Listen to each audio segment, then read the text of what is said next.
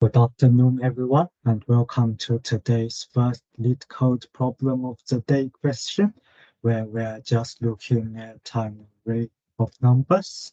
Today's problem focuses on determining how many ways to reorder an array into a binary search tree structure by starting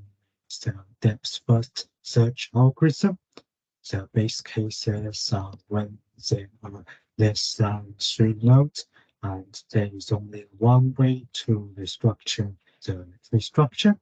Afterwards, we will consider the array elements that are less than the first element and the array elements that are greater than the first element in the right variable, and perform the depth first search into the left subtree and the right subtree, and use its products times the different possible combinations to obtain the total number of methods that we can reshuffle an array to get the same binary search tree structure. We will return the value as the depth first search or as a numbers array, subtracting 1, performing the modulus function on the result, since the number could be a very large